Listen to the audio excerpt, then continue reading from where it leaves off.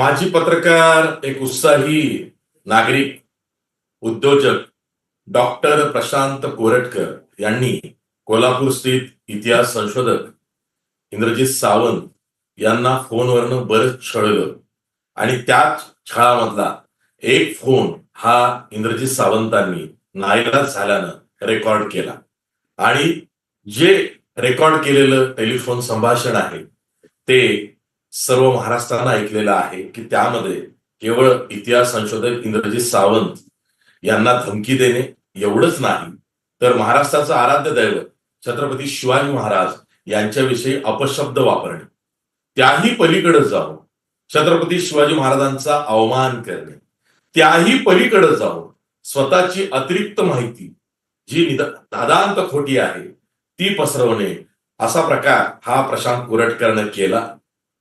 त्याचे लागेबांधे हे खास करून उजव्या विचारसरणीच्या संस्थांशी आहे. तो स्वतः नागपूरचा असल्यामुळे तो अजूनही फरार आहे, मोकाट आहे.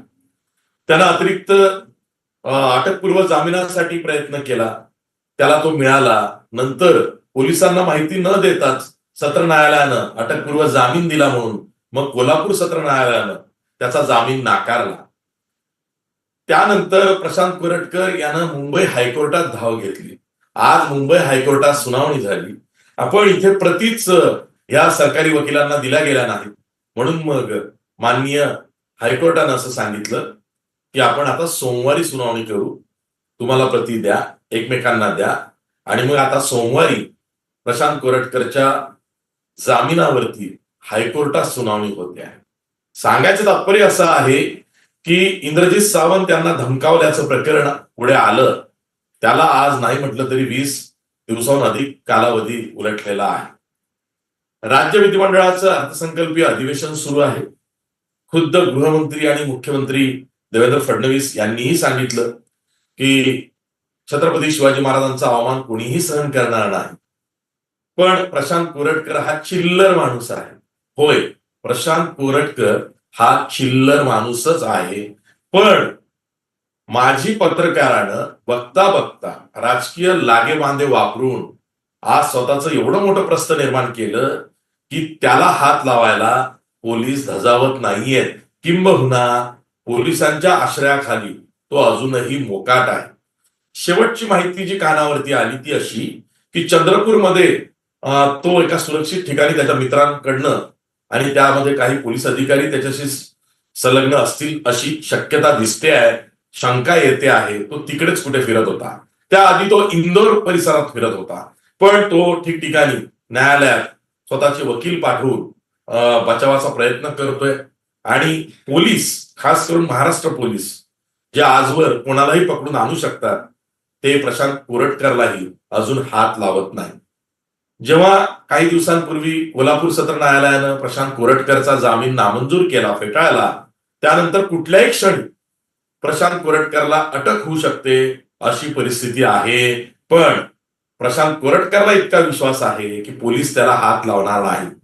त्याला वेळ मिळतोय आणि त्या वेळेचा तो पुरेपूर फायदा उचलतोय. यावरच मला चर्चा करायची आहे. लोकांची मेमरी ही खूप शॉर्ट असते. त्यांना नीट सांगावं लागतं की काय झालेलं आहे. प्रशांत कोरटकर हा एक व्यक्ती नाही, ती प्रवृत्ती आहे. ती ठेचली जात नाही, तिला संधी दिली जाते म्हणून ती जास्त वाढते आणि ती एक विषवल्ली तयार होते. म्हणून मी हे प्रास्ताविक लाभवलं. माझा प्रश्न तुम्हाला हा आहे बाबा इंदुलकर की न्यायालयानं जामीन फेटाळल्यानंतर पोलिसांनी तात्काळ प्रशांत कोरटकरला अटक करायला हवी. त्याला अटक होत नाही. एवढंच नाही तर त्यांनी त्याचे मोबाईल फोन जे पोलिसांकडे सरेंडर केले त्यातला डेटा डिलीट करून दिला. पत्नी मार्फत ते फोन पाठवले, तेही पोलिसांना चालतं. काय चाललंय काय? अँटिसिपेटरी बेलसाठी वेळेवरती बेल तिथं अप्लिकेशन आलं आणि त्याला पोलिसांना माहिती न देता अँटिसिपेटरी बेल मिळाली. नंतर मग सरकारच्या वतीनं हे ध्यानात आणून दिलं गेलं की आम्हाला माहिती न देताच त्याला तुम्ही अंतरिम जामीन दिलेला आहे. मग तो नंतर नामंजूर झालेला आहे. आणि बाय द टाइम पोलिसांनी जुजबी कारवाई ही जी काही केली त्यामध्ये फक्त प्रशांत कोरटकरचा फोन हा ताब्यात घेतला, पण त्यानं डेटा डिलीट केलेला आहे. म्हणजे त्याला पुरावे नष्ट करण्याचंही काम केलेलं आहे. यस, मी थोडंसं प्रशांत कोरटकर हा माझा सुद्धा मित्र आहे, माहितीसाठी सांगतो. माझ्यासोबत त्यांनी 2014 पर्यंत काम केलेलं आहे. 2007 ते 2014 7 वर्ष मी ज्या वृत्तवाहिनीसाठी मंत्रालय प्रतिनिधी म्हणून काम करत होतो, तिथे प्रशांत कोरटकर हा टीव्ही पत्रकार म्हणून नागपूरचा प्रतिनिधी होता. आणि त्यानंतर 2014 नंतर त्याचं तंत्रमंत्र आणि वागणं सगळं बदललं, हे आम्ही जवळून बघितलं. त्यांनी एक छोटं पोर्टल काढलं, मग त्यांनी स्वतःला डॉक्टर ही उपाधी लावून घेतली. त्यानंतर तो मध्येच एक गुरुविद्या बाबा वगैरे झाला. आणि मग त्याचे एवढे कारनामे आमच्या कानावरती आले. म्हणजे पत्रकारितेमध्ये साधन सुचिता आणि नीतिमत्ता ठेवून काम करणे हे जास्त अवघड असतं. कारण ती बाह्य सुख जी असतात त्याच्या नादी तुम्ही एकदा एखादा पत्रकार लागला की त्याची पत्रकारिता संपते. पण मग त्याला तो ज्या नादी लागतो त्याच्यातच सगळं काही दिसतं, भवितव्य त्यात दिसतं. म्हणजे मग अधिकाऱ्यांच्या, त्याही IAS IPS अधिकाऱ्यांच्या बदल्या, नियुक्त्या, एवढंच नाही तर मोठमोठ्या गाड्या, घर बांधणे, घरा बांधण्यासाठी सर्वांकडनं सगळ्या गोष्टी घेणे, आणि मग मोठे मोठे गेस्ट तुम्हाला आम्ही मिळवून देतो तुमच्या इव्हेंट्सला म्हणून मग शिफारस करणे, तसे ती लोक आणणे. आणि यातनं असं लक्षात येतं की जे प्रस्त टीव्हीचा बूम घेऊन सगळीकडे जात होतं एक पत्रकार म्हणून, आता सगळे त्यांच्याकडे येत आहेत वेगळ्या कारणासाठी. आणि मग त्यात प्रस्त वाढलं. अगदी त्या घोटाळेबाज मोतेवारची जी मोठी गाडी आहे, तिची किंमत कितीतरी कोटी आहे, ती गाडी प्रशांत कोरटकरकडे आली आहे. 7 ते 8 कोटी. काय म्हटलं? 7 ते 8 कोटीची गाडी आहे. 7 ते 8 कोटी. त्या गाडीचा लिलावच झालेला नाहीये, तरी ती गाडी जप्त केलेली प्रशांत कोरटकरकडे आहे. म्हणजे प्रशांत कोरटकर हे इतकं मोठं प्रस्थ आहे. आणि त्यांचे फोटोज तुम्ही त्यांच्या फेसबुक वॉलवर गेलात तर तुम्हाला लक्षात येईल कोणीच सुटलेलं नाहीये. पण त्यामध्ये सगळे फोटो, 90% अधिक फोटो हे भाजप नेते, संघ परिवारातले नेते त्यांच्या बरोबर आहेत. आणि म्हणूनच मग जिथे मुख्यमंत्री देवेंद्र फडणवीस आहेत ते खुद्द नागपूरचे आहेत, भाजपचं सरकार आहे, आणि प्रशांत कोरटकर हा उजव्या विचारसरणीतला, त्याच मुशीतला, त्याच संघटनांमधला असा मोकाट असल्यावरती प्रश्न विचारल्यावर मात्र सरकारकडून काहीही उत्तर येत नाही. खरं तर आतापर्यंत कारवाई व्हायला पाहिजे होती, कायदा सर्वांना समान आहे हे दाखवून द्यायला पाहिजे होतं. पण त्याऐवजी तो चिल्लर आहे असं म्हणून त्याकडे काय लक्ष देता, असा विषय हा सरकारकडनं उपस्थित केला गेला. इंद्रजित सावंत यांना धमकी देणं एक वेळ मी म्हणेन हे गौण आहे. पण महाराष्ट्राचा आराध्य दैवत छत्रपती शिवाजी महाराजांचा अपमान ज्या शेलक्या भाषेत केलेला आहे, त्यामध्ये जो जातीयवाद आणलेला आहे, तो महाराष्ट्रासारख्या पुरोगामी राज्यात, भक्कम सामाजिक वारसा लाभलेल्या राज्यात कोणीही सहन करणार नाही. कायदा माझ्यासाठी नाही अशी ती अरेरावीची भाषा आहे की आमचं सरकार आलेलं आहे, आमच्या सरकारच्या काळात तुम्ही हे करताय असं म्हणणे, याचा अर्थ जी कुजबूज सुरू असते ती प्रत्यक्षात उद्या होईल. आणि मग प्रशांत कोरटकर सारखे ज्यांना आज अटक करा म्हणून कदाचित न्यायालय उद्या पोलिसांना आदेश देईल, तेच पोलीस त्यांच्या दिमतीला राहतील. आणि ती भीती वाटते की छत्रपती शिवाजी महाराजांचा इतका जाहीर अपमान आजवर कोणी केला नाही, एकेरी शब्दात तर केलेलाच नाहीये, तो झालेला. आणि त्याची कबुली त्यानंच दिलेली आहे. त्यांनी त्याच्या फोनमधनं पुरावे नष्ट केलेले आहे.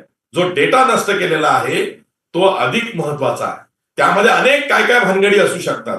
आत्ताच रेकॉर्डवरती जे आलेलं आहे, अदर दॅन हे प्रकरण, त्याही बाबींचा तपास पोलिसांनी करावा अशी गंभीर प्रकरणं ही पुढे येत आहेत प्रशांत कोरटकरच्या बाबतीतली. माझी गृहमंत्री आणि मुख्यमंत्री देवेंद्र फडणवीसांना हात जोडून विनंती आहे की जर सोमवारी मुंबई हायकोर्टानं प्रशांत कोरटकरला जामीन नाकारला तर कृपा करून पोलिसांना सांगा, जिथं असेल प्रशांत कोरटकर जामीन नाकारल्यानंतर त्याला अटक करा आणि एक वस्तुपाठ महाराष्ट्राला घालून द्या.